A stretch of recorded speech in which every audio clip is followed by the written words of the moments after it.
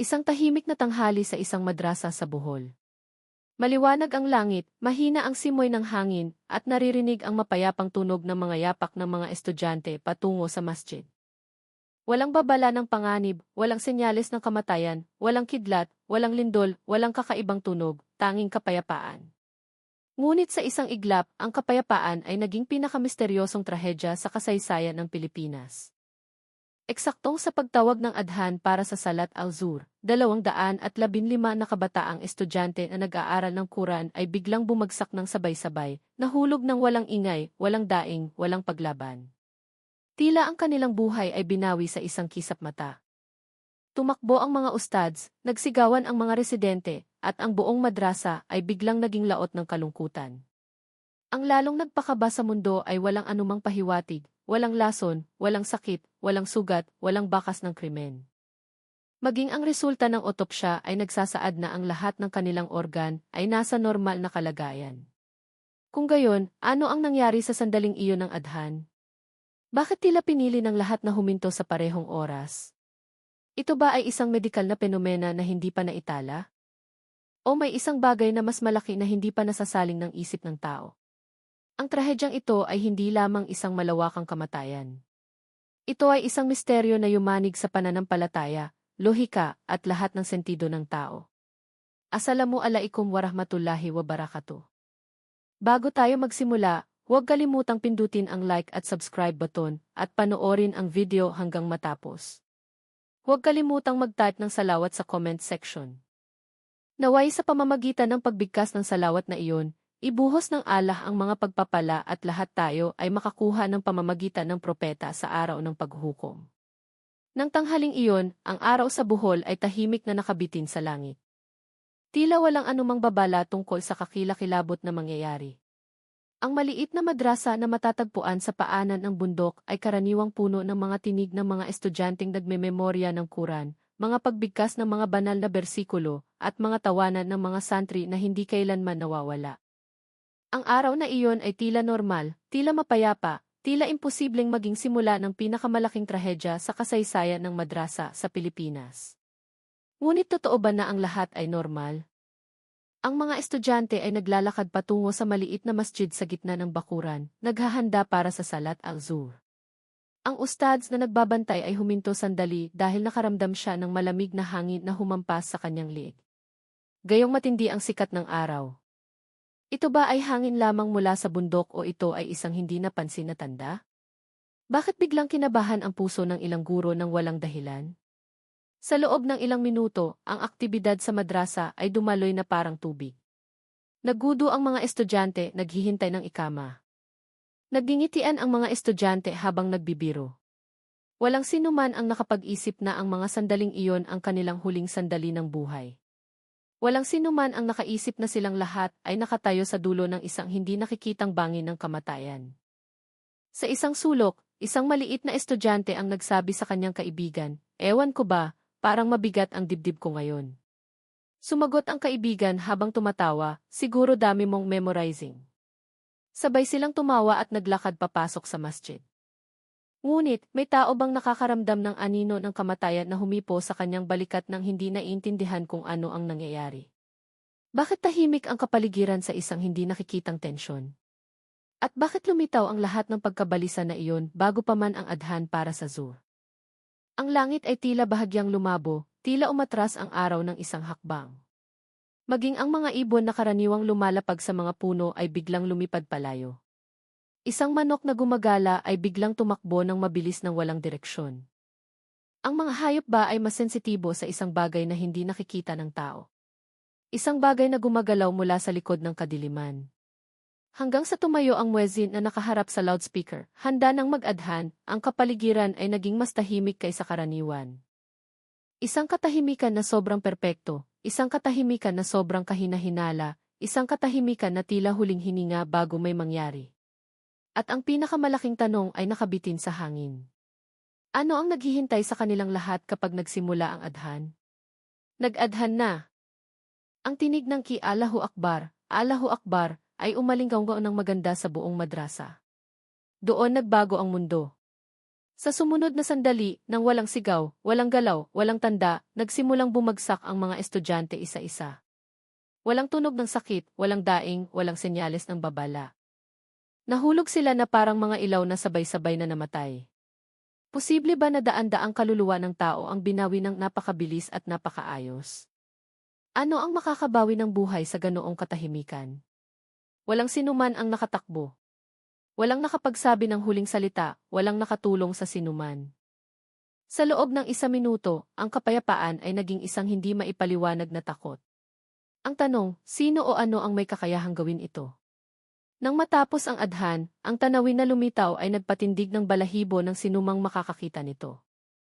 Ang mga ustads at guro na nasa labas ng masjid ay tumakbo papasok dahil nakarinig sila ng tunog ng mga bumabagsak na bagay. Ngunit ang kanilang natagpuan ay hindi lamang 1 o 2 estudyanteng nahimatay, kundi daan-daang katawan na nakahiga ng walang galaw. Tila ang masjid ay naging isang silid na walang buhay. Sa isang kisap mata lang, isang ustads ang sumigaw na tinatawag ang pangalan ng kanyang mga estudyante. Walang sagot. Inalog niya ang balikat ng isa sa kanyang pinakamatalinong estudyante. Ngunit ang katawan na iyon ay nanatiling matigas at malamig. Ito ba ay isang malawakang pagkahimatay o isang atake ng nakalalasong gas? Ngunit bakit walang umuubo? Walang nangangalmot ng lalamunan? Walang anumang pisikal na reaksyon. Narinig ng mga residente sa paligid ang mga sigaw at nagmamadaling pumunta sa madrasa. Umiyak sila, nagsigawan, at tinawag ang pangalan ng kanilang mga anak. Ang kapaligiran na sa simula ay tahimik ay naging isang napakalaking emosyonal na kaguluhan. Ngunit maging sa gitna ng pag-iyak na iyon, ay may isang tanong na napakalaki na nilamon nito ang lahat ng lohika ng tao. Bakit nangyari ang lahat ng sabay-sabay? Eksaktong sa sandaling umalinggaw ang adhan para sa Zuhr, dumating ang pulisya, dumating ang mga ambulansya. Sinuri ng mga medical staff ang bawat isa sa mga nakahigang katawan. Nagsimulang lumitaw ang mga kakaibang bagay. Walang pasa, walang bakas ng karahasan, walang senyales ng pagkalason. Huminto ang tibok ng puso ng lahat sa parehong pattern.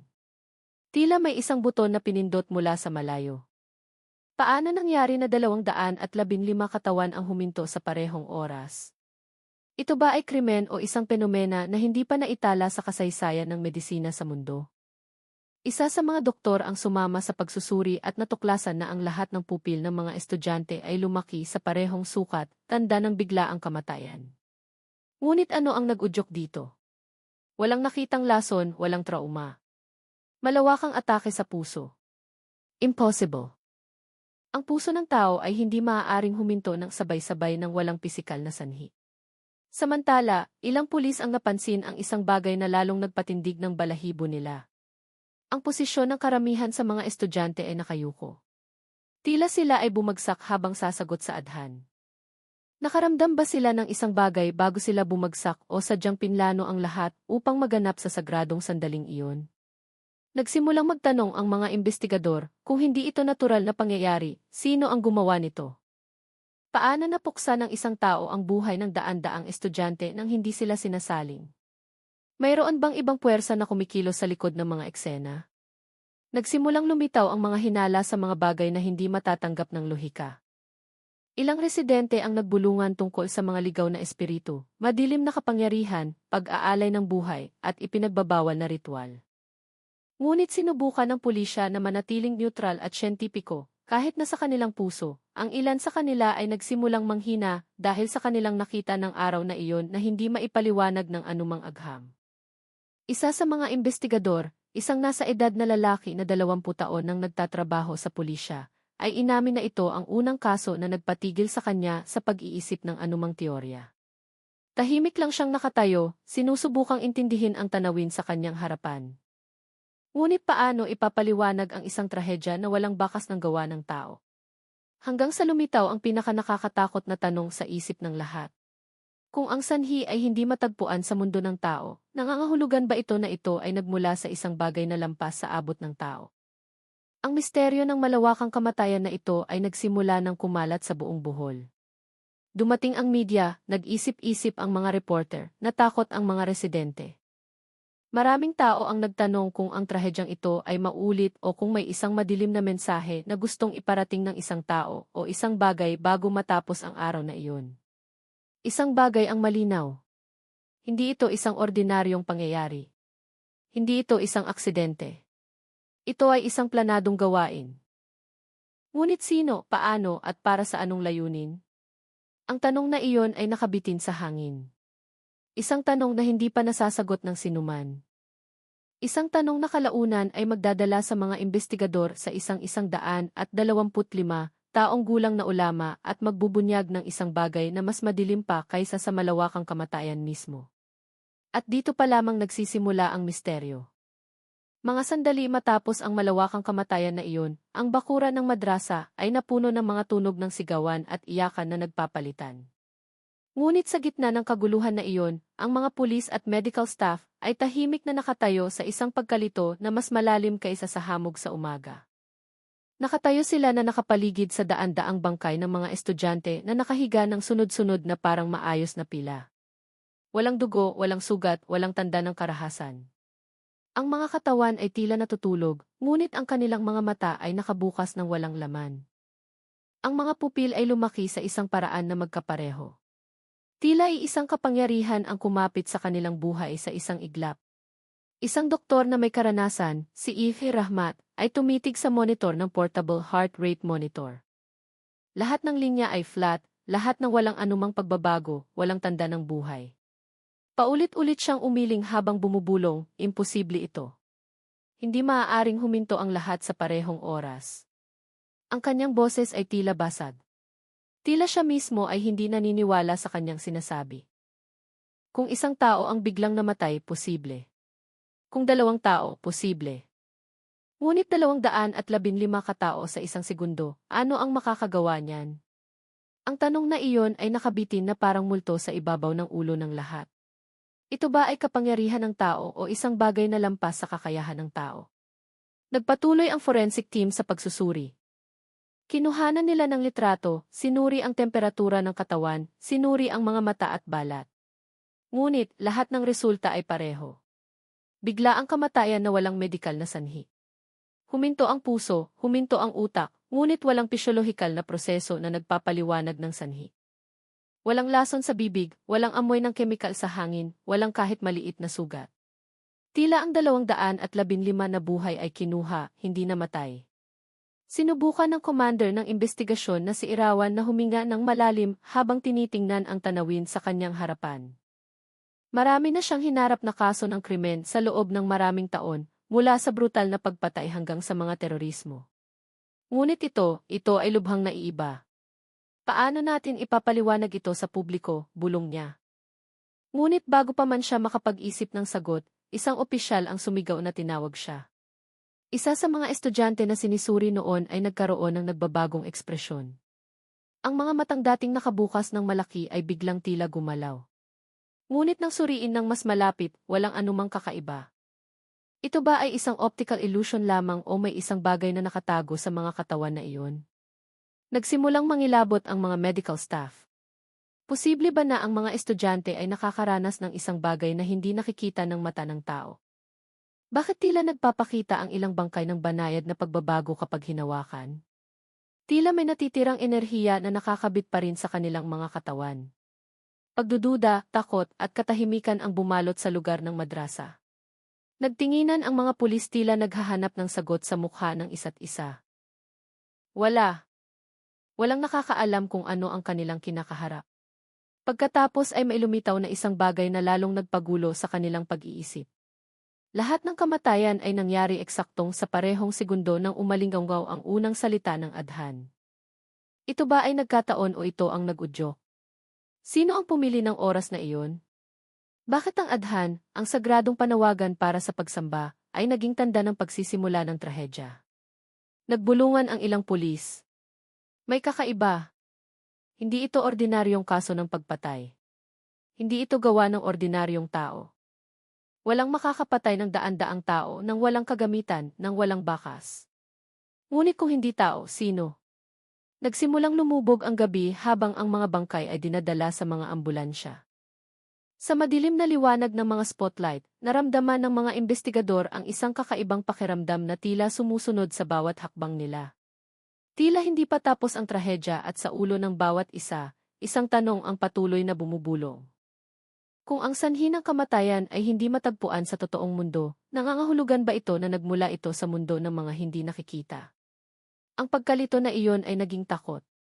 Ngunit ang takot na iyon ang simula ng isang bagay na mas nakakatakot pa. At hindi pa nila alam na ang kadiliman na responsable sa trahedya na iyon ay nagtatago pa. Ang balita tungkol sa pagkamatay ng 215 estudyante ay kumalat ng mas mabilis kaysa sa apoy na kumalat sa tuyong damo. Sa loob ng ilang oras, ang mga residente malapit sa madrasa ay nagtipon, nagpapayapa sa bakod at sa bakuran. Hindi sila makapaniwala. Umiyak sila. Nagtanong sila. Niyakap nila ang isa't isa, sinusubukang palakasin ang kanilang sarili. Ngunit, walang mga salita na makapagpapagaan sa kanilang pagkagulat. Sa palengke, sa musola, sa tindahan, sa gilid ng kalsada, lahat ay pinag-uusapan ang parehong bagay. Paano namatay ang lahat ng estudyante ng sabay-sabay? Mayroon bang bagong epidemya? Ito ba ay sumpa? Mayroon bang kaaway ang madrasa na gumawa nito? Bawat tanong ay mas nakakatakot kaysa sa nauna. Nagsimulang iugnay ng ilang residente ang pangyayaring ito sa mga hindi nakikitang bagay. Kagabi, kakaiba ang hangin, sabi ng isang lola. Narinig ko ang tunog ng isang taong dumadaing mula sa bundok, dagdag ng isang matandang lalaki. May malaking anino na dumaan sa likod ng bahay ko, sabi ng isang maliit na bata. Sinisikap ba lamang nila na makahanap ng sagot o nakaramdam ba sila ng isang bagay bago pa man ang trahedya? Dumating ang pambansang media. Kinukunan ng mga kamera ang bawat sulok ng madrasa. Itinutok ang mga mikropono sa mukha ng mga ustads at mga estudyanteng nakaligtas. Ngunit, halos lahat ay nagbigay ng parehong sagot. Hindi namin alam kung ano ang nangyari. Ang sagot na iyon ay lalong nagpakaba sa publiko, lalong nagduda, lalong natakot. Dahil kung ang mga tao sa loob ng madrasah mismo ay hindi naiintindihan kung ano ang nangyayari, sino ang makapagpapaliwanag? Lalong lumala ang mga bulong-bulungan. May nagsasabing ito ay isang nabigong lihim na eksperimento. May nagsasabing ang adhan ng araw na iyon ay kakaiba ang tunog, mas mabigat, mas malalim, tila nagmumula sa isang lugar na hindi dapat. Mayroon ding naniniwala na ang madrasa na iyon ay matagal ng target ng madilim na kapangyarihan na gustong sirain ang kabataan. Pagkatapos ay lumitaw ang mga tinig na mas matindi, mas madilim, mas nakakatakot. Hindi ito aksidente. May nagplano. Mayroong kumuha ng buhay ng daan-daang estudyante para sa masamang layunin. Ang pahayag na iyon ay nagpagulo sa maraming tao na magtanong kung totoo ngang may nagplano. Sino at para saan? Sinikap ng pulisya na pakalmahin ang mga residente. Ngunit paano pakalmahin ang isang komunidad kung ang pulisya mismo ay nalilito? Paano pakalmahin sila kung maging ang mga doktor ay hindi makahanap ng sanhi ng kamatayan? Paano pakalmahin sila kung ang lahat ng tanda ay nagpapahiwatig na ang trahedya ay sobrang maayos, sobrang perpekto, sobrang hindi makatao? Ang takot ay naging malawakang pagkabalisa. Maraming bata ang hindi pinayagan na pumasok sa paaralan. Maraming pamilya ang nagsasagawa ng pagdarasal gabi-gabi. May nagrereklamo na madalas silang nakakarinig ng mahinang tunog kapag matutulog. Mayroon ding nakakita ng mga itim na anino sa pagitan ng mga puno. Ito ba ay imahinasyon lamang o may isang bagay na gumagalaw sa labas ng kanilang abot? Isang gabi, isang residente ang umaming nakakita ng kakaibang liwanag sa langit, eksaktong nasa ibabaw ng lugar ng madrasa. Ang liwanag na iyon ay gumalaw ng mabagal at pagkatapos ay biglang nawala. Ang ulat na iyon ay nagpabalik sa pulisya sa lugar, ngunit wala silang nakita. Ngunit ang tanong ay nanatili.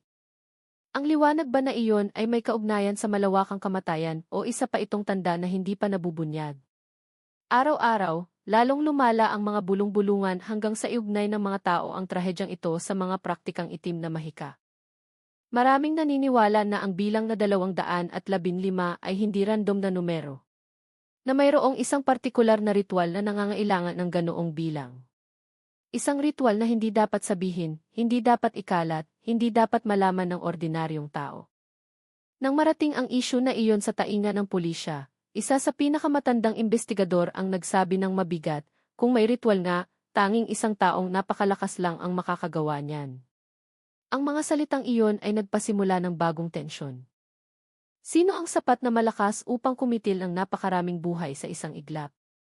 Umabot sa sukdulan ang kaguluhan na ito nang iminungkahi ng isang residente na tawagan ang isang respetadong matandang ulama. Ang edad ng ulama ay sinasabing umabot na sa 125 taon at siya ay naninirahan sa isang lugar na malayo sa kaguluhan.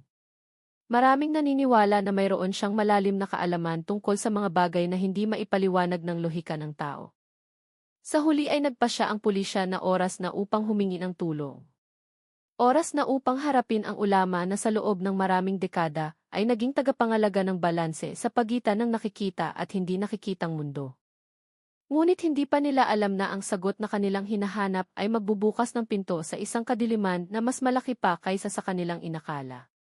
At sa ganoon, ang misteryo ay pumasok sa isang bagong at mas nakakatakot na yugto. 9 na araw ang lumipas mula nang mangyari ang trahedya, ngunit ang kapaligiran sa madrasa ay napuno pa rin ng isang aura ng kalungkutan na tila ayaw umalis. Tuwing gabi, ang mga ilaw ng kotse ng pulisya at forensic ay nakasindi pa rin sa paligid ng madrasa. Tila isang hangganan sa pagitan ng mundo ng tao at isang bagay na hindi nakikita. Ngunit kahit na dose-dose ng mga koponan ng investigasyon ang ipinadala mula sa lokal at sentral na pamahalaan, wala pa ring resulta. Walang bagong pahiwatig, walang bakas, walang pisikal na ebidensya. Lahat ay patungo sa isang konklusyon na imposibleng tanggapin. 215 estudyante ang namatay ng walang dahilan.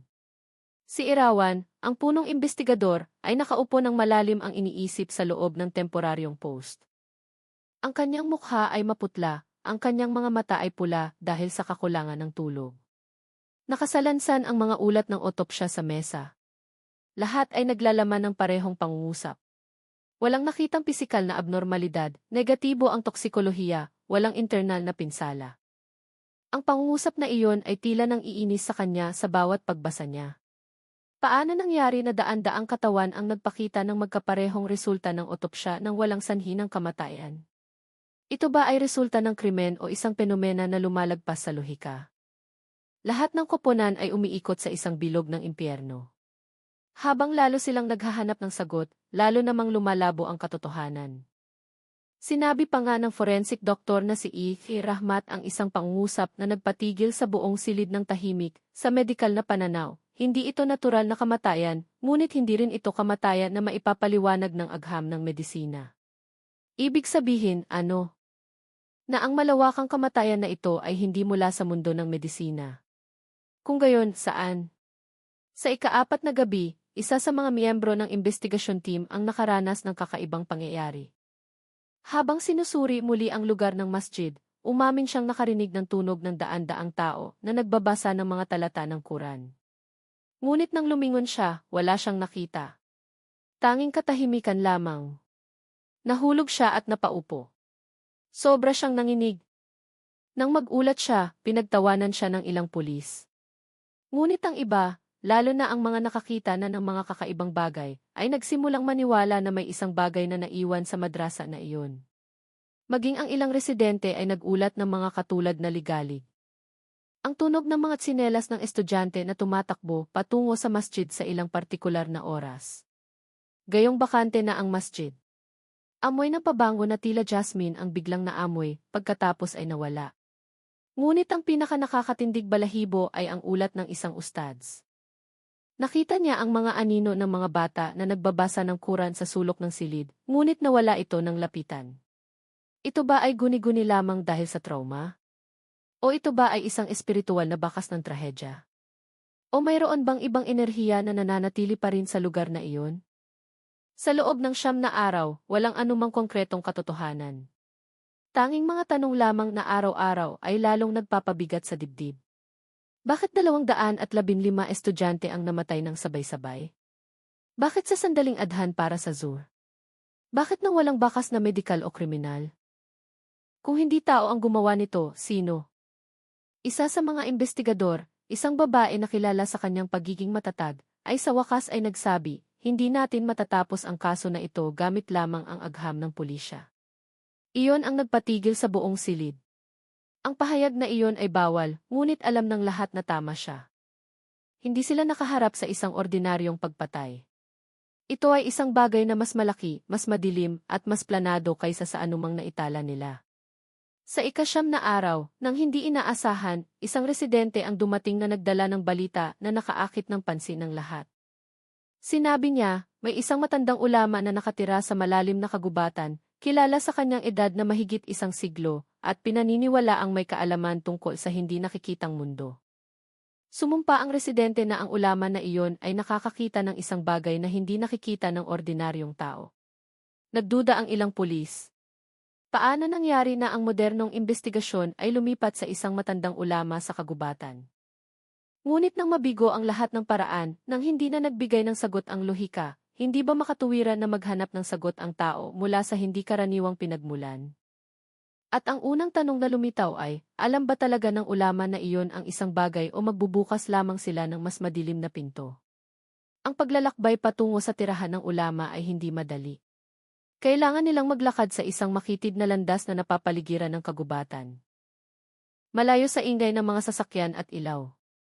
Ang hangin sa lugar na iyon ay mas mabigat, mas malamig, at mas tahimik kaysa sa anumang lugar na kanilang dinaanan. Maging ang mga ibon ay tila nagtitiktok doon. Matapos ang mahabang paglalakbay, sa wakas ay narating nila ang isang lumang bahay na tila simple, ngunit naglalabas ng isang aura na mahirap ipaliwanag.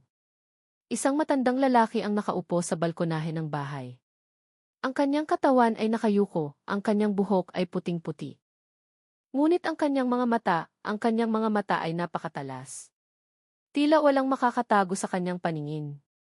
Nang lumapit ang mga investigador, itinaas ng ulama ang kanyang mukha at dahan-dahang nagsabi, "Huli na kayo."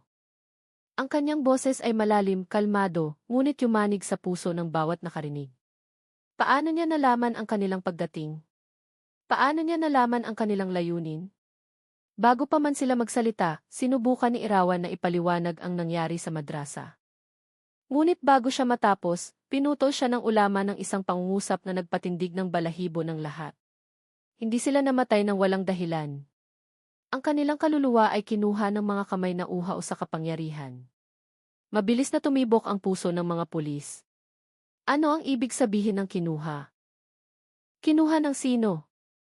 Huminga ng malalim ang ulama, tila mabigat na ipahayag ang isang bagay na matagal na niyang alam. May 3 mangkukulam, bulong niya.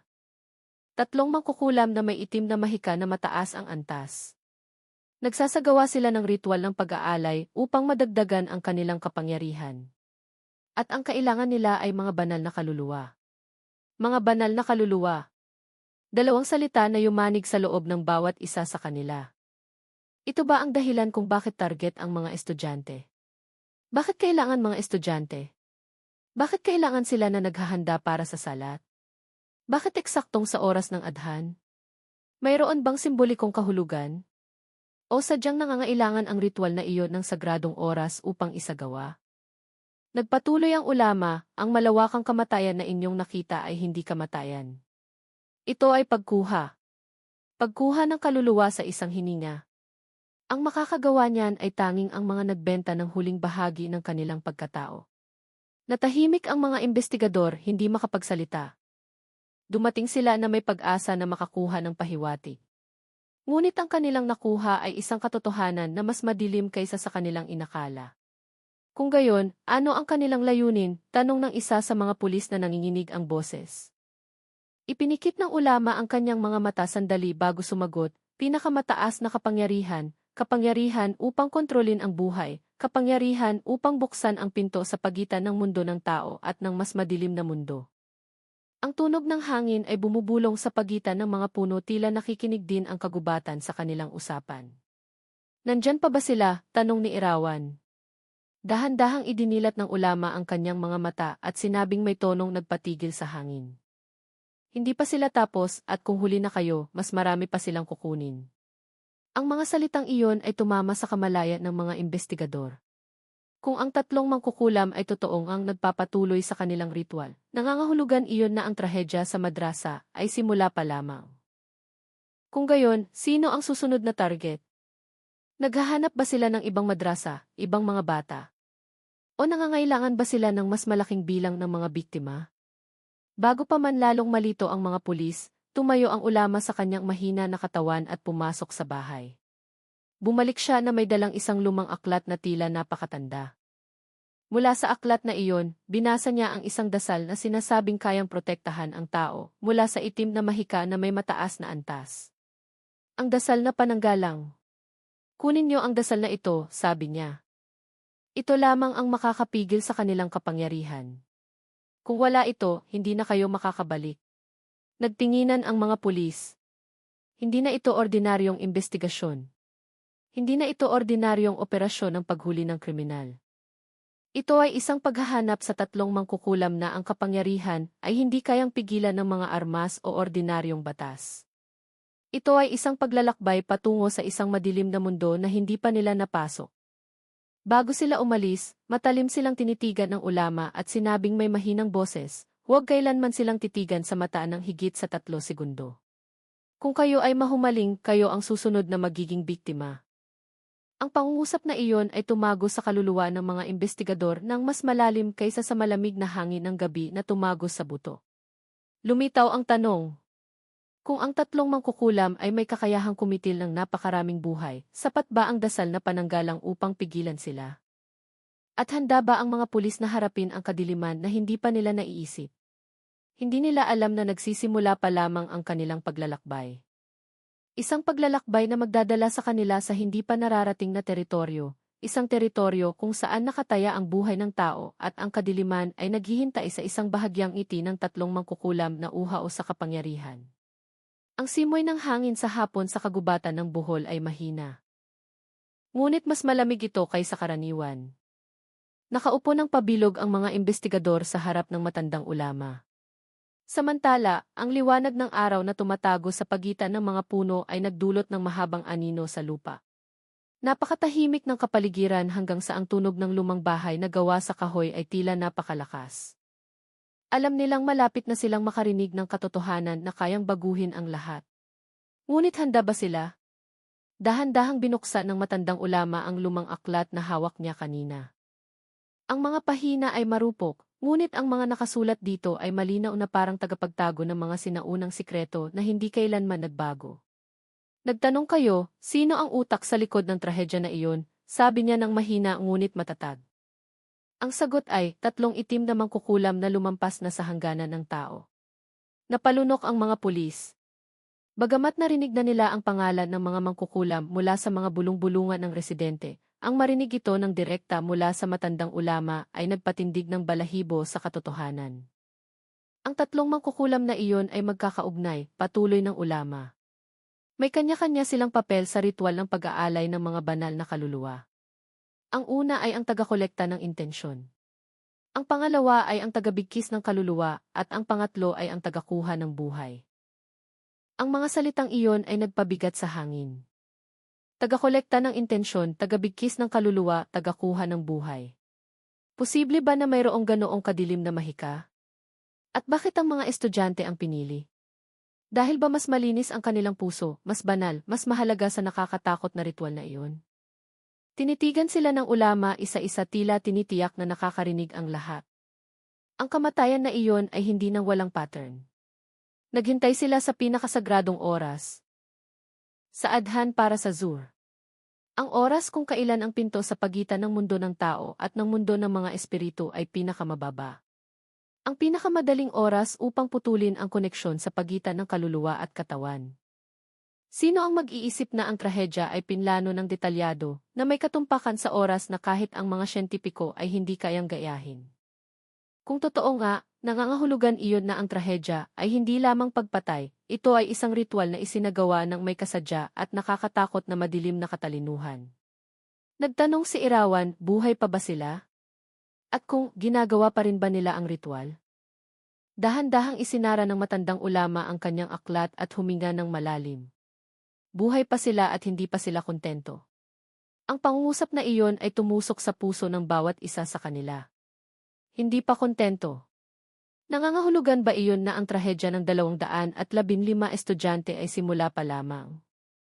Mayroon pa bang ibang target o ang aktwal na bilang ng mga biktima ay mas malaki pa? Dapat ninyong malaman, patuloy ng ulama. Bawat ritual ay nangangailangan ng lugar at ang tatlong mangkukulam ay nagkalat upang maiwasan ang pagmamanman ng tao. Ang isa ay nasa kagubatan na mabato, ang isa ay nasa isang madilim na bahay na gawa sa kahoy.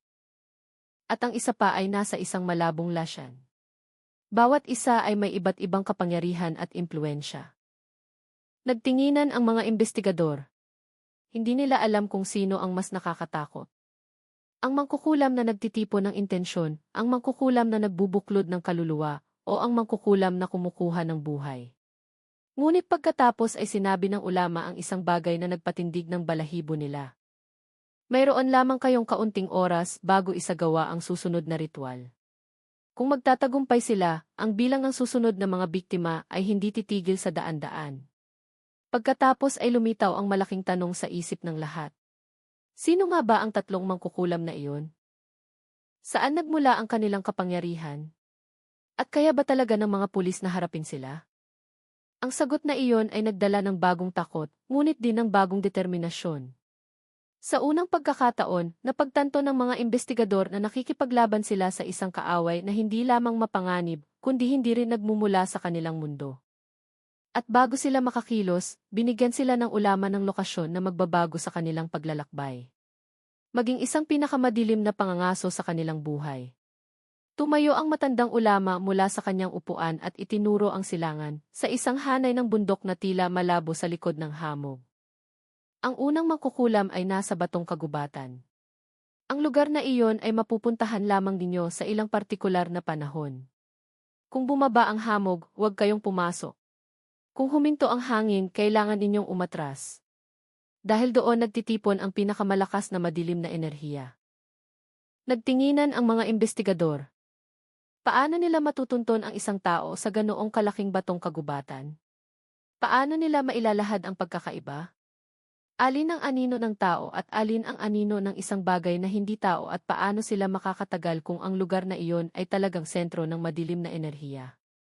Nagpatuloy ang ulama, ang pangalawang mangkukulam ay nasa isang lumang bahay na gawa sa kahoy na hindi kailanman nasisikatan ng araw.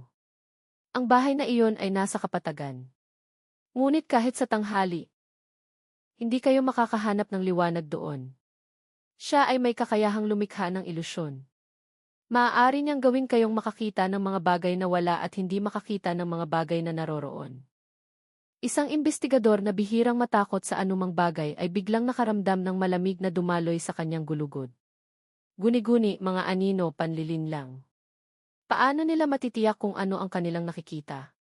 Paano nila malalaman kung alin ang totoo? Posible ba na sila ay mawala sa loob ng mundo ng mga anino na nilikha ng mangkukulam? Ngunit hindi pa tapos ang ulama.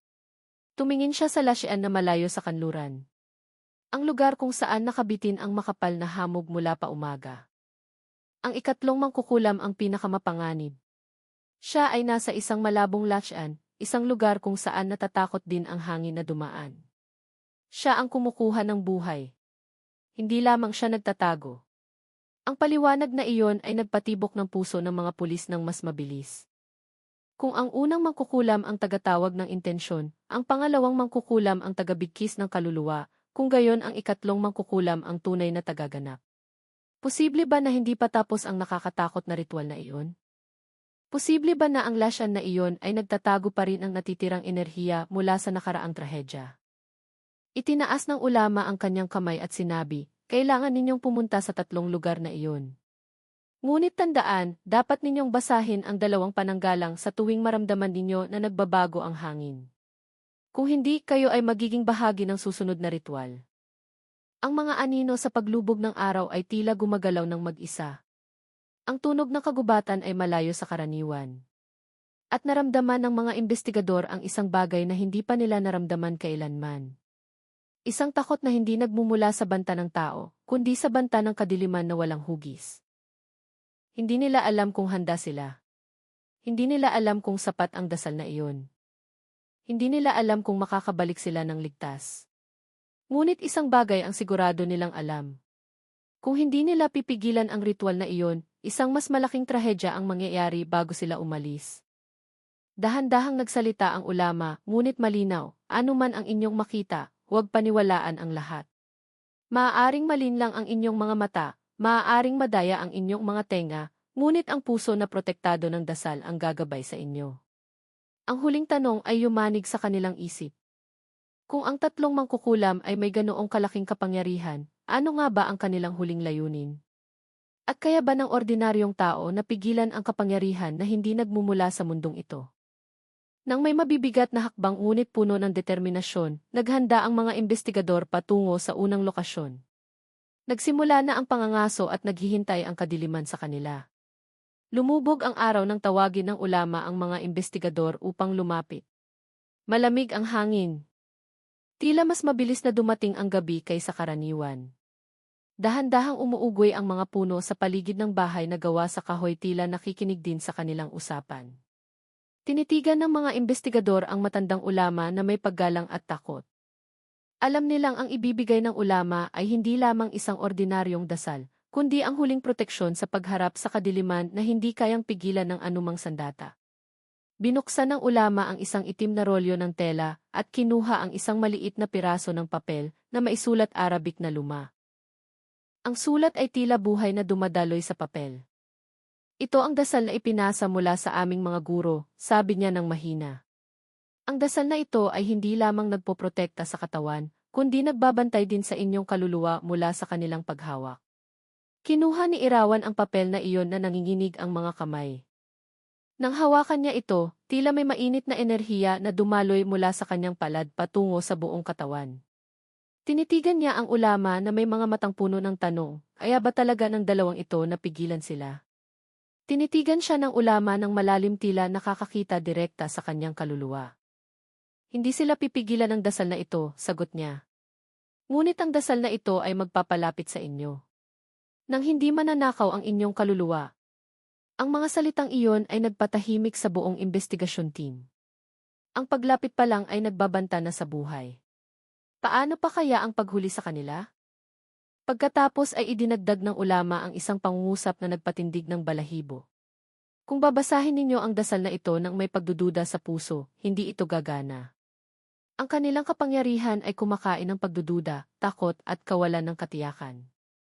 Isang investigador ang nagtanong na nanginginig ang boses, ano ang mangyayari kung mabigo ang dasal?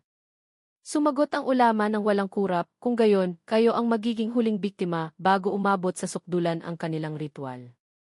Ang pangungusap na iyon ay tumama sa loob ng bawat isa. Huling biktima, umabot sa sukdulan ang ritual. Nangangahulugan ba iyon na ang trahedya ng 215 estudyante ay simula pa lamang ng isang mas nakakatakot na madilim na plano? Ngunit hindi huminto ang ulama doon. Itinaas niya ang kanyang kamay at sinabi, may isang bagay kayong dapat tandaan. Huwag kailanman titigan ang kanilang mga mata ng higit sa segundo. Ang kanilang mga mata ay hindi mata ng tao. Malulunod kayo sa kanilang kadiliman. Nagtanong si Arman, ang kilalang pinakamatapang, ano ang ibig sabihin ng malulunod? Sumagot ang ulama, mahina, nawawala, nang walang bakas, nang walang katawan, hihilahin kayo sa kanilang mundo. Biglang nilamon ng katahimikan ang hangin, ang tunog ng dahon na nagkakabungguan ay tila huminto. Nagtinginan ang lahat. Ngayon lamang nila napagtanto na ang misyon na ito ay hindi lamang isang paghuli ng kriminal. Ito ay isang digmaan sa pagitan ng tao at isang bagay na hindi lubusang maipaliwanag. Nang basahin ang dasal, tila nanginig ang hangin sa paligid nila. Mas malakas ang hangin, ang mga ilaw ng langis ay kumikislap, tila natatakot sa isang bagay na hindi nakikita. Pagkatapos ay inilagay ng ulama ang kanyang palad sa ibabaw ng ulo ni Irawan at sinabi, mula ngayon, hindi lang pangalan ng bansa ang dala ninyo. Dala ninyo ang responsibilidad na protektahan ang mga hindi nakakakita ng panganib na ito. Ang pangungusap na iyon ay nagpabigat sa puso ng mga investigador, ngunit nagpatibay din, naramdaman nilang tila nakakuha sila ng bagong lakas, ngunit mayroon din silang pasanin na mahirap isipin. Kung mabibigo sila, hindi lamang ang kanilang buhay ang mawawala.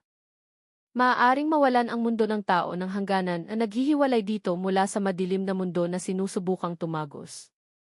At bago sila umalis, sinabi ng ulama ng mahina ngunit malinaw, kung makakarinig kayo ng bulong na bumabanggit sa inyong pangalan, Huwag sumagot, huwag lumingon, hindi iyon boses ng tao.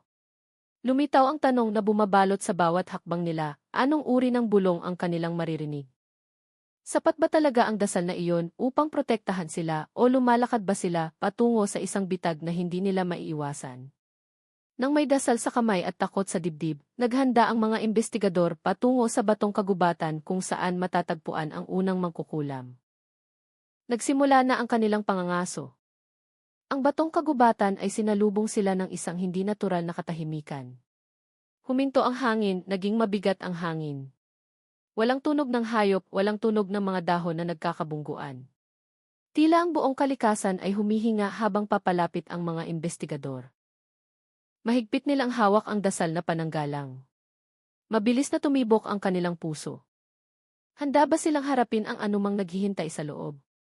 Habang lalo silang lumalalim, lalo nilang naramdaman na hindi ito ordinaryong kagubatan. Ang malalaking bato ay tila gumagalaw mula sa sulok ng mata. Ang anino ng mga puno ay mas mahaba kaysa sa dapat. Si Arman ay ilang beses na lumingon dahil naramdaman niya na tila sinusundan siya. May sumusunod sa atin, bulong niya. Ngunit nang huminto sila at lumingon, wala silang nakita. Tanging katahimikan, isang nakakatakot na katahimikan. Biglang lumakas ang hangin, ngunit sa isang direksyon lamang, patungo sa kanila tila itinutulak sila pabalik. Nanginginig sa takot si Dina, ang babaeng investigador. Hindi ito ordinaryong hangin, ito ay parang babala. Ang tanong, babala mula kanino? Nang halos sumuko na sila, ang dasal na pananggalang sa kamay ni Irawan ay bahagyang nanginig. Tila ginagabayan sila. Isang mahinang liwanag ang lumitaw sa pagitan ng mga puno. Hindi liwanag ng lampara, kundi isang uri ng kislap ng enerhiya. Sinundan nila ang liwanag na iyon hanggang sa makarating sila sa isang malaking siwang ng bato na tila pintuan patungo sa ibang mundo. Doon nila nakita ang unang mangkukulam. Payat ang kanyang katawan, magulo ang kanyang buhok. At nakaupo siya na nakaharap sa isang bato na may mga itim na kandila na nakasindi sa paligid niya. Sa tabi ng mga kandila na iyon ay may isang bagay na nagpatindig ng balahibo ng mga investigador, 215 hibla ng buhok na nakatali sa maliliit na grupo. Buhok ng mga estudyante. Idinilat ng mangkukulam ang kanyang mga mata at tila alam na niya ang kanilang pagdating noon pa. Dumating kayo, nanginginig ang boses niya tila nagmumula sa dalawang direksyon ng sabay-sabay. Ngunit huli na kayo, sinimulan ko na ang susunod na ritual. Agad na binasa ng mga investigador ang dasal na pananggalang.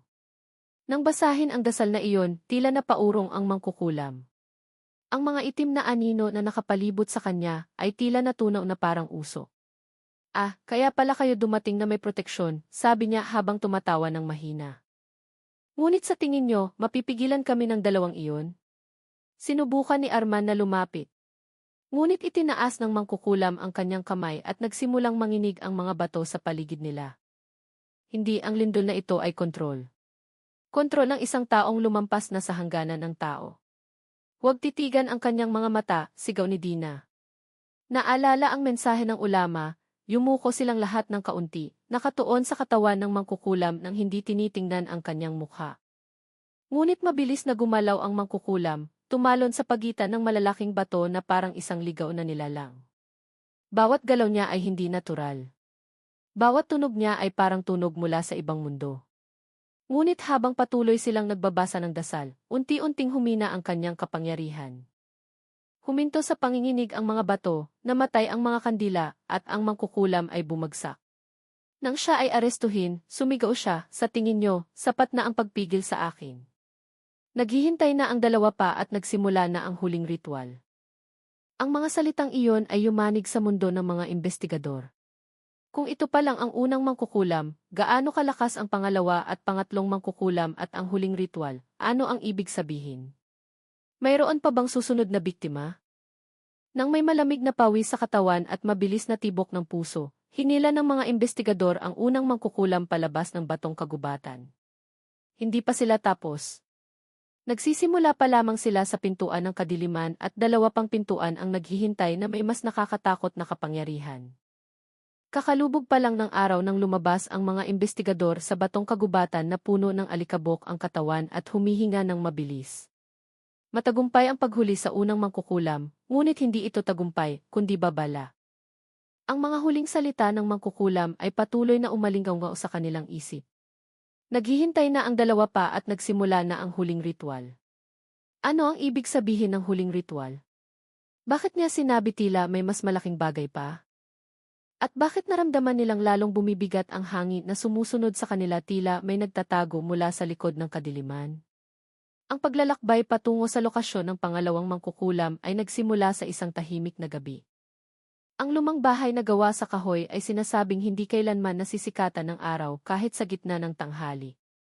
At totoo nga, nang dumating sila, ang bahay na iyon ay nakatayo sa gitna ng kapatagan na napapalibutan ng matatangkad na puno na nagpapadilim dito ng husto.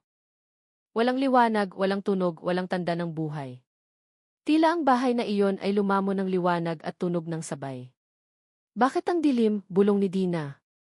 Sinindihan ni Arman ang kanyang flashlight, ngunit humina ang liwanag nito nang pumasok sila sa lugar sa paligid ng bahay na gawa sa kahoy. Tila may isang bagay na sumisipsip ng enerhiya doon o may isang bagay na ayaw makita.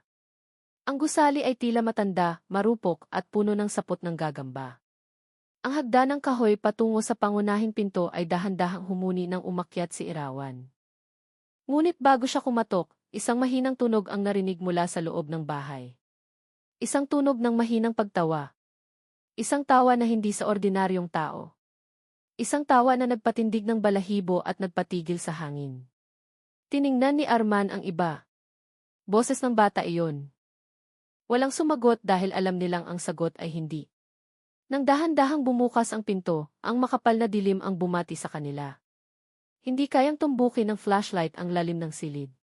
Nakikita lamang nila ang malalabong hugis na parang mga anino na dahan-dahang gumagalaw sa dingding. Pagkatapos ay tumayo ang isa sa mga anino na iyon ng tuwid, matangkad, payat, hindi dumidikit sa sahig. Maligayang pagdating. Ang boses na iyon ay parang bulong mula sa likod ng isang walang laman na bungo. Agad na itinutok ni Arman ang flashlight sa anino na iyon at agad siyang nanghina. Nawala ang anyo ng pangalawang mangkukulam sa isang iglap at pagkatapos ay lumitaw sa kanilang likuran. Paano siya nakalipat ng napakabilis? Tao ba siya o isang bagay na lampas sa tao? Binasa ng mga investigador ang dasal na pananggalang ng sabay-sabay. Agad na nagsimulang manginig at lumiit ang mga anino. Ngunit tumakbo ang mangkukulam sa paligid nila, lumilikha ng ilusyon na tila nagbabago ang hugis ng silid. Biglang lumayo ang mga dingding ng bahay. Tila nagbago ito at naging isang mahabang pasilyo na walang katapusan. Lagi silang huli. Bulong ng boses ng mangkukulam mula sa isang direksyon na hindi matukoy. Sa tingin nyo, mapapansin nyo ako sa pamamagitan ng dasal. Sa tingin nyo, malakas kayo. Namatay ang flashlight ni Arman. Namatay ang flashlight ni Dina. Namatay ang lahat ng ilaw. Ganap na dilim. Sa dilim na iyon, lalong lumalapit ang tunog ng mga yapak. Ang tunog ng paghinga ng isang tao ay narinig sa likod ng liig ni Irawan. At pagkatapos ay may isa pang boses na bumulong malapit sa tainga ni Dina. Sumisigaw pa rin ang mga ligaw na kaluluwa, humihingi na makabalik. Naririnig mo? Ang boses na iyon ay nagpatindig ng balahibo ni Dina. Ang tunog ng bulong na iyon ay hindi lamang narinig sa tainga, kundi sa loob ng kanyang ulo. Ito ba ay kapangyarihan ng mangkukulam o ito ay isang larawan ng daan-daang kaluluwa na sa pilitang kinuha mula sa kanilang mga katawan? Sumigaw si Arman, binasa ang dasal ng buong lakas. Umalingaw-ngaw ang dasal sa silid na nagbabago-bago ang hugis. Tila lumalaban sa dingding ng ilusyon na binuo ng mangkukulam. Unti-unti, ang tunog ng pagbasa ay nagdulot ng pagbibitak ng mga malalabong dingding na parang nabasag na salamin. At biglang bumalik ang bahay na gawa sa kahoy sa orihinal nitong hugis. Lumitaw ang pangalawang mangkukulam sa gitna ng silid. Humihingal. Ang kanyang madilim na aura ay napunit ng dasal. Ipinakita niya ang kanyang mukha, ngunit walang mga mata. Tanging mga itim na butas na umiikot na parang buhawi. Huwag titigan, huwag titigan. Ngunit isa sa mga pulis na hindi kayang pigilan ang pagkausyoso ay nakatitig sa loob ng 2 segundo.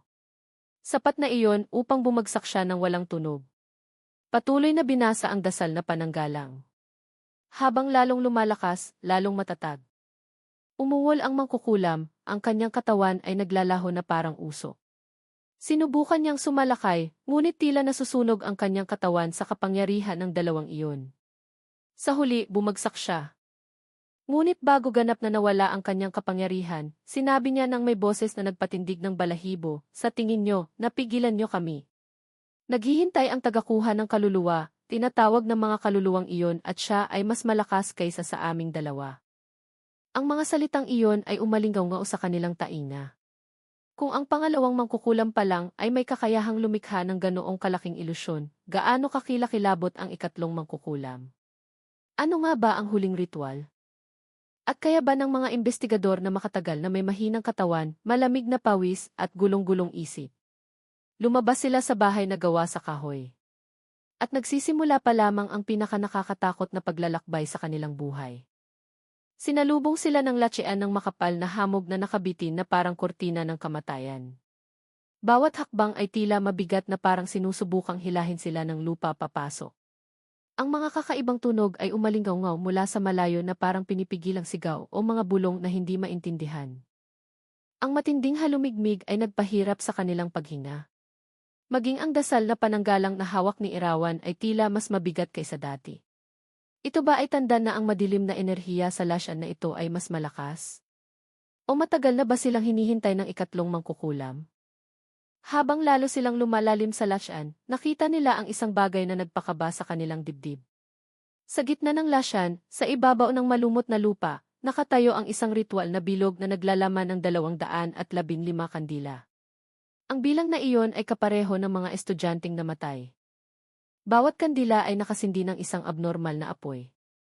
Ang apoy ay asul na parang apoy mula sa ibang mundo. Sa gitna ng bilog na iyon ay nakatayo ang isang matangkad na figura, mas matangkad kaysa sa ordinaryong tao. Ang kanyang katawan ay nababalot ng mahabang itim na tela na humihila sa lupa at ang kanyang mukha. Ang mukha na iyon ay parang mukha ng isang taong matagal nang nawala ng pagkatao. Iyon ang ikatlong mangkukulam, ang tagakuha ng kaluluwa, ang pinuno ng ritual. Hindi siya lumingon nang lumapit ang mga investigador. Ngunit nang madulas ang isa sa mga pulis at gumawa ng maliit na ingay, biglang huminto sa paggalaw ang figura na iyon. Pagkatapos ay dahan-dahan siyang lumingon, hindi ganap kalahati lamang. Ngunit sapat na iyon upang maramdaman ng mga investigador ang malamig na bumalot sa buto. Ang mukha na iyon ay hindi mukha ng tao, mas parang mukha ng isang anino na nagbabago ang hugis. Kaya pala kayo dumating, ang kanyang boses ay parang tunog mula sa ilalim ng lupa. Inasahan ko na makakaya ninyong talunin ang aking dalawang kapatid, ngunit hindi ako sila. Nagsimulang basahin ni Irawan ang dasal na pananggalang.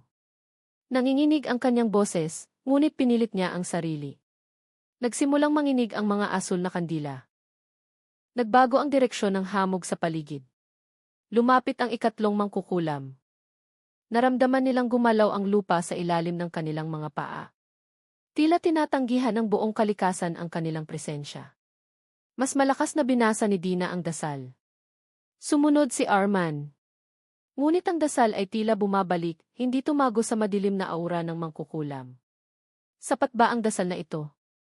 Alam ba ng ulama kung gaano kalaki ang kapangyarihan ng ikatlong mangkukulam? Mamamatay ba sila sa lasyan na ito? Biglang inunat ng mangkukulam ang kanyang mga kamay. Mula sa kanyang katawan ay lumabas ang itim na hangin na tumama sa mga investigador. 2 tao ang tumilapon pabalik sa tubig ng lasyan. Halos mawala ng balanse si Irawan. Ngunit sa sandaling iyon ay may nangyari.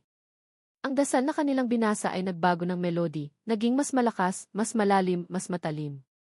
Nang gilalas ang mangkukulam, ang kanyang itim na aura ay nagsimulang mabitak.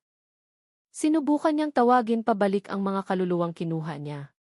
Ngunit namatay ang mga asul na kandila isa-isa. 215 kandila ang namatay. Sumigaw ng malakas ang mangkukulam.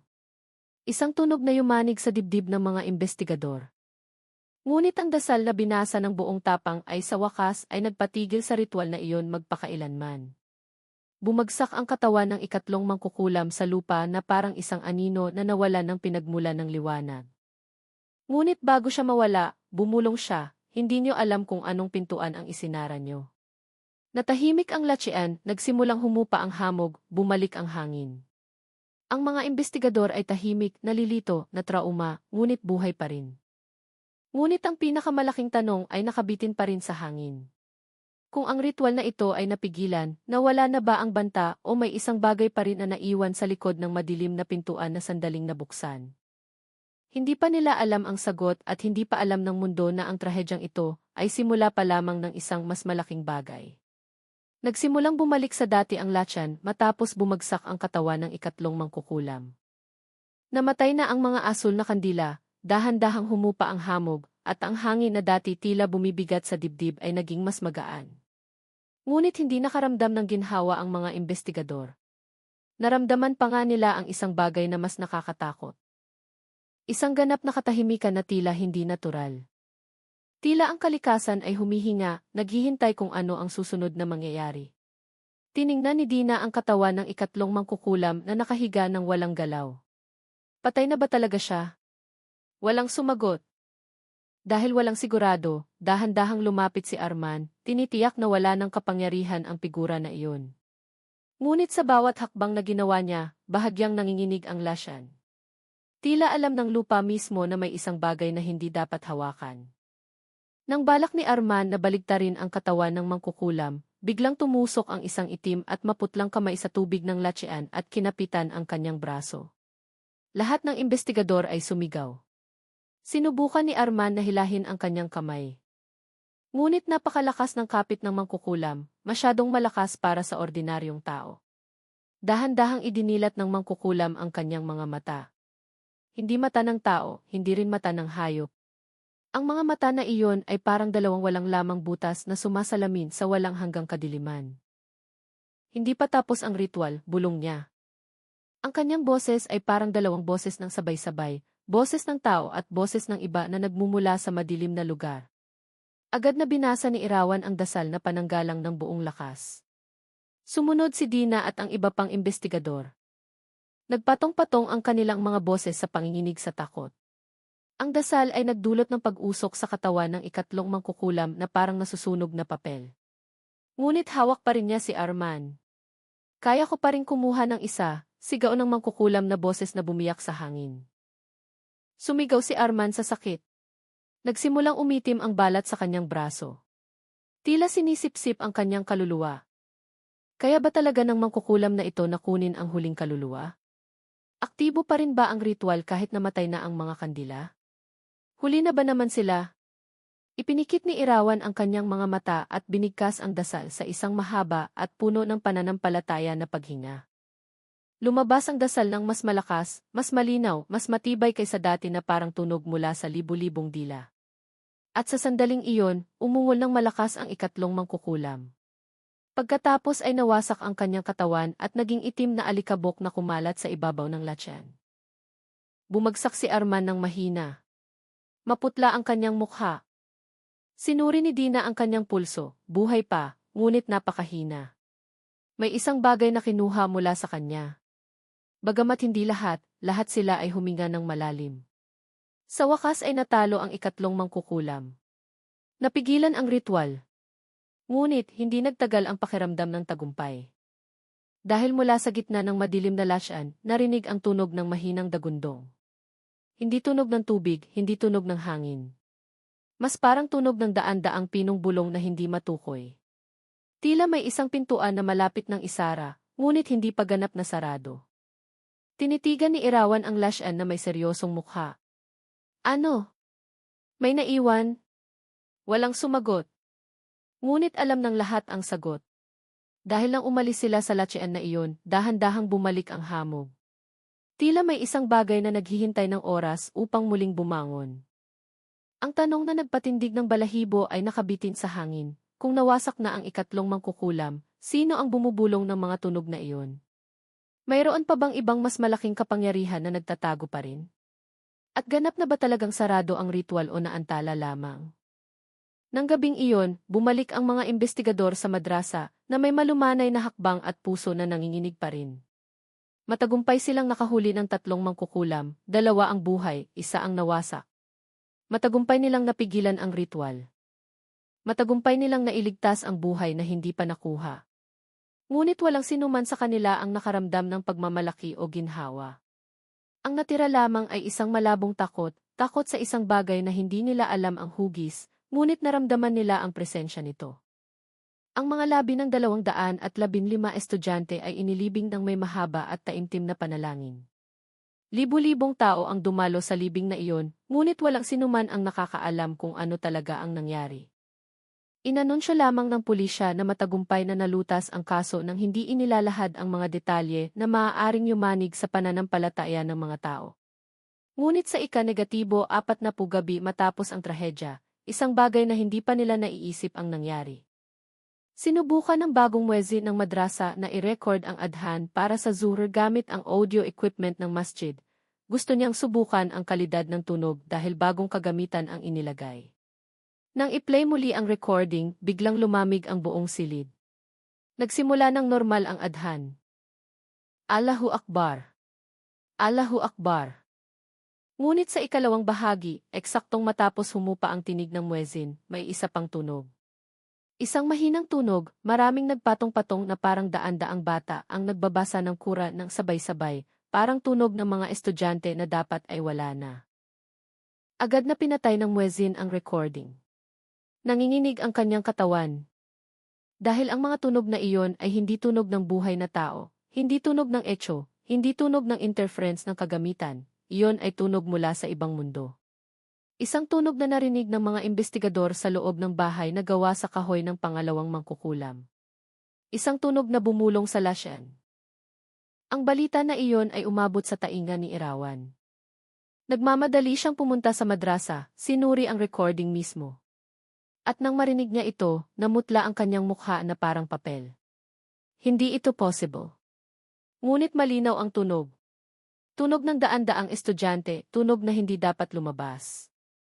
Si Dina na nakarinig din ay nagsabi ng paos ang boses, hindi pa ba umaalis ang kanilang kaluluwa o may isang bagay na tumatawag sa kanila pabalik?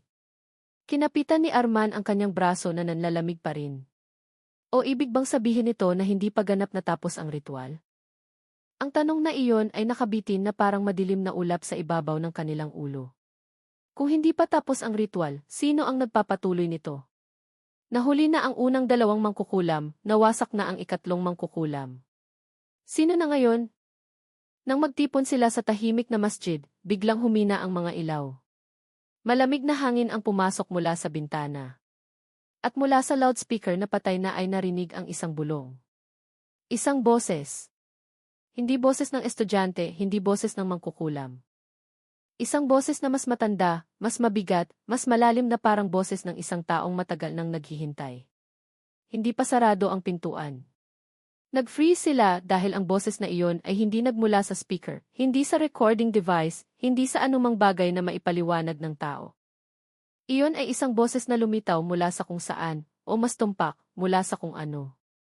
At nang gabing iyon, napagtanto nila ang isang bagay na mas nakakatakot pa kaysa sa 3 mangkukulam na kanilang hinarap. Mayroong isang bagay na mas malaki kaysa sa 3 mangkukulam na iyon. Mayroong ibang kapangyarihan na nagbukas ng pintuan ng ritual na iyon. At ang bagay na iyon ay nasa labas pa rin. Naghihintay, nagmamasid, naghahanap ng butas. Samantala, dahan-dahang humihip ang hangin ng gabi, ang masjid ay naramdaman na mas malamig kaysa karaniwan. Tila may isang mata na nagmamasid sa kanila. Tila ang trahedya ng 215 estudyante ay simula pa lamang ng kadiliman na hindi pa ganap na bumabangon. At ang huling tanong na yumanig sa kanilang kaluluwa ay kung hindi pa sarado ang pintuan, sino ang magbubukas ng susunod na pintuan? Hindi pa tapos ang kwentong ito, hindi pa nawawala ang kadiliman, at may isang bagay na naghahanda upang bumalik. Lalong gumagabi at ang mga anino ng trahedya ay nakabitin pa rin, hindi lamang sa ibabaw ng langit ng madrasa sa Bohol, kundi mas malalim pa sa puso ng bawat tao na nakarinig ng kwento ng 215 estudyante na namatay ng sabay-sabay sa oras ng adhan para sa zuhr. Walang nakakita na dumating ang kamatayan. Walang naghanda ng puso para sa ganoong kalaking kalamidad. Ngunit mula sa trahedya na iyon, mula sa kadiliman na lumamon sa mga banal na kaluluwa na iyon, nakatago ang isang mensahe na napakalakas, napaka-emosyonal, at napakayanig. Tila ipinarating mismo ng mga hindi nakapagpaalam. Na sa buhay na ito, walang tao na ganap na ligtas mula sa kasamaan na maaaring magmula sa kahit saan. Walang tao na ganap na protektado kapag ang kasamaan ay hindi na hugis tao, kundi nagiging isang bagay na mas pinong, mas tuso at mas madilim. Ang kasamaan ay hindi laging dumarating na may mabangis na mukha, hindi laging maihawak na sandata, hindi laging lumalakad ng may mga hakbang na nagpapayanig sa lupa. Minsan, dumarating ito ng walang tunog, tulad ng ritual na kumitil ng 215 buhay sa isang hininga ng walang paglaban, ng walang tunog, ng walang dugo. At ang pinakamalaking aral na maaari nating makuha ay kung gaano kahalaga ang liwanag na mayroon tayo. Liwanag ng pananampalataya, liwanag ng kabutihan, liwanag ng moralidad. Dahil kapag dumating ang madilim na mundo, tanging ang liwanag na iyon ang maaaring maging huling tanggulan. Isipin ang mga estudyanteng iyon, hindi sila kailanman nanakit ng sinuman. Hindi sila kailanman nagkaroon ng masamang balak sa sinuman. Nag-aaral lamang sila, nagbabasa ng Quran, nagmememorya, namuhay ng simple at tapat. Ngunit bakit sila ang naging biktima? Bakit ang kanilang kabutihan ang naging target ng 3 mangkukulam na uhaw sa kapangyarihan? Bakit ang kanilang kabanalan ang ipinagpalit bilang biktima ng ritual? Ang sagot ay nakakasakit sa dibdib. Dahil ang kabutihan ang pinakamalinis na liwanag, at ang liwanag na iyon ang pinakakinasusuklaman ng kadiliman.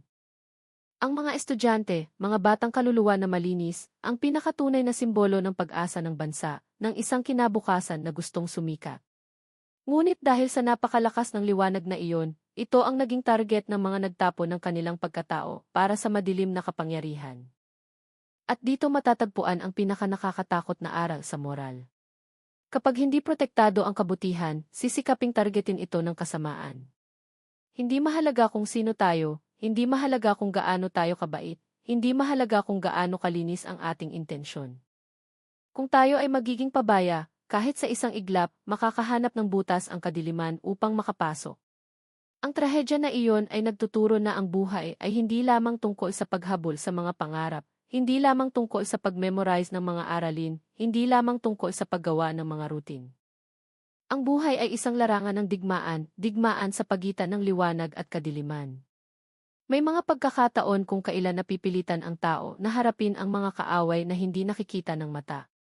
Mga kaaway na hindi kayang labanan ng sandata. Mga kaaway na tanging lakas ng puso ang makakatalo. Dasal at pananampalataya na hindi nauuga. Tulad ng mga investigador sa kwento, hindi sila dumating na may dalang pinakamodernong armas. Walang bala, walang super teknolohiya. Ang dala nila ay dasal lamang. Dasal na binibigkas ng may katapatan at tapang. At sino ang mag-aakala, ang dasal na iyon ang naging tanging kalasag na kayang tumagos sa kadiliman na iyon. Ang aral na ito ay hindi lamang tungkol sa pakikipaglaban sa mga mangkukulam o ipinagbabawal na ritual. Ang mensaheng ito ay mas malawak, mas malalim, mas naugnay sa buhay ng sinuman. Ang dasal ay isang sandata na hindi maaaring agawin ng sinuman. Ang pananampalataya ay isang tanggulan na hindi maaaring pasukin kung pinoprotektahan natin ito.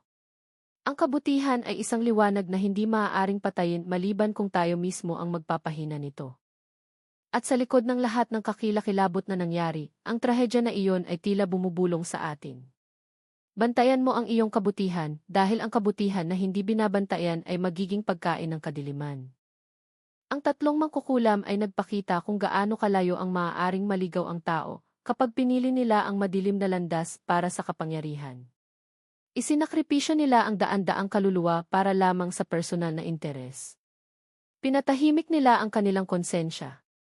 Isinara nila ang pinto ng awa upang buksan ang pinto ng kadiliman.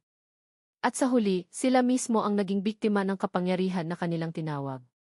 Ito ang ikalawang aral sa moral na napakahalaga upang pagnilayan at nakakatakot pa nga. Ang kasamaan na iyong pinoprotektahan ay sa huli ay kakainin ka mismo. Gusto nila ng malaking kapangyarihan. Gusto nilang maging pinakamalakas. Gusto nilang kontrolin ang hindi dapat kontrolin. At ano ang resulta? Nahuli sila, nawasak, naglaho na parang alikabok sa kadiliman na sila mismo ang nag-imbita. Dahil ang kadiliman ay hindi marunong magtapat. Ang kadiliman ay hindi marunong makipagkaibigan. Ang kadiliman ay hindi nakakakilala sa lumikha nito. Ang kadiliman ay alam lamang ang isang bagay, kumuha at patuloy na kumuha hanggang sa maubos ang lahat. At hindi ba iyon ay babala para sa modernong tao? Hindi lamang tungkol sa mga mangkukulam o ritual, kundi tungkol sa kasamaan na binibigyan natin ng espasyo sa ating sarili, kasakiman, inggit, puot, paghihiganti, kasanayan, ambisyon na walang moralidad, at pagnanais na kontrolin ang iba.